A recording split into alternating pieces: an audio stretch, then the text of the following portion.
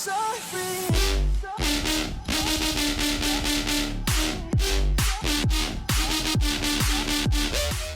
All right, guys, so we're out here in my backyard. We've got the 170R and the 180R. Shout out to Ron for one of our local customers for letting us shoot this one, because we're actually sold out completely of our first batch, Doug. So, hey, we got more coming in, and stay tuned, because we're gonna have some special anode guns as well. We're working with an anodizer to get those handled and everything else like that. So I'm super excited about the splash colors. I'm also going to give a shout out to our owner of this 170. That is one of our sponsored students from Ohio State. Thank you, Colton. Colton. Thank you, Colton. He plays for Ohio State. Shout out to Ohio State Paintball for letting us shoot his 170. As you can tell, it's a little dirty. Anyways, let's get into it. All right, so with the 180R, we've got a couple different updates. So with the 170, the first and foremost thing is that it is a different bolt system. The ASA is slightly different as well. So with the 180R, you've got the OPR core, and then with the 170R, you've got just the regular gamma core system. The OPR core is going to be more efficient. We did a efficiency test with this already. Got 1,600 shots off a 77 tank. So overall it did very well. It's got a new kind of like soft tip bolt. The gamma core just came with the hard tip bolt, and you actually had to pay to purchase the ST3 bolt if you want a soft tip bolt, whereas it comes stock with the 180 now. The other two major differences between the two is going to be with the, whoops, my spire's tripping out here. Thank you, Doug. All right, so other major difference is with the 180, they've now made the trigger frame a little bit smaller. The board actually functions a little bit different than the 170, but overall, this feels a lot better in my hands. The trigger frame is angled a little bit more, and it's skinnier. From here to here, it's less distance as opposed to as this. compared to the 170.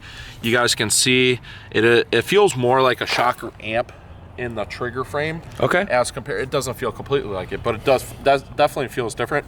The other thing that you guys can notice is that there is no screw up here, so it's just one screw at the bottom as compared to two screws here. But everything as far as like functionality purpose, battery and eye cover and all that stuff is going to be in the front here, so you're really never going to have to take off the grips. And then Doug mentioned the barrel, so you got a shaft 5689 back with this. With the new 180R, you've got what looks to be just a regular shaft barrel. I thought it was. It fooled me. I know. Played a dirty trick. But it's actually bored out on the inside, so it takes your S63 barrel system. So that's also a really nice difference. And then last but not least, I think the other thing that we didn't mention was the packaging between the two. The packaging is going to be superior on the 180. It's going to come in that new LV2 CS3 case.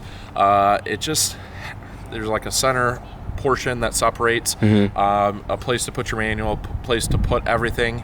My biggest problem with the 170 case was that you'd open this up and you would lose your barrels and all that stuff, whereas like it's all designated in the new 180R case.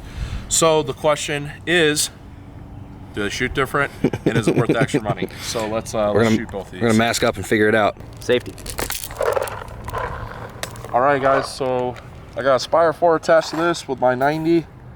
We've already chrono both guns. Right behind you. First shot, 286, 268, 270, 279. So right in that 280 range. I'm gonna do the same thing with the 180 here.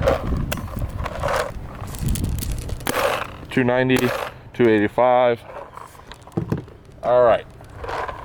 The moment everyone's been waiting for. 170. 180. 170.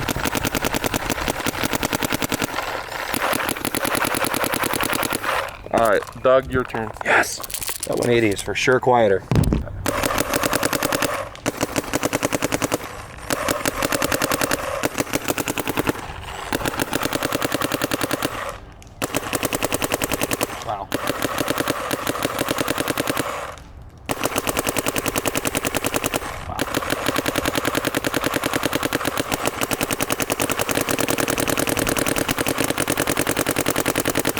Wow, that is a very, like, you wouldn't think it'd be that notable after such a, what seems like a minute change, but it's not all that subtle. So really, I feel so much more response with the 170, and I feel like I have a harder time holding on to it because of this like kind of bigger grip here. Probably the most notable difference really is the ergonomic difference here, but it's quieter. It seems quieter to me, the 180, and like the shot just is less difficult to control. It really, it settles more. It sits like smoother and quieter. Yeah, it's smoother, quieter, better ergonomics. Like for me, this is indeed a different gun. I would actually really not mind shooting one of these 180Rs from PE. Joel, what do you think, man? I think overall value-wise, the 170R initially retailed for $900, and this is retailing at $1,100, so there's a $200 difference. I think for the packaging, the better ergonomics, the better efficiency, and the better barrel, it's worth the $200.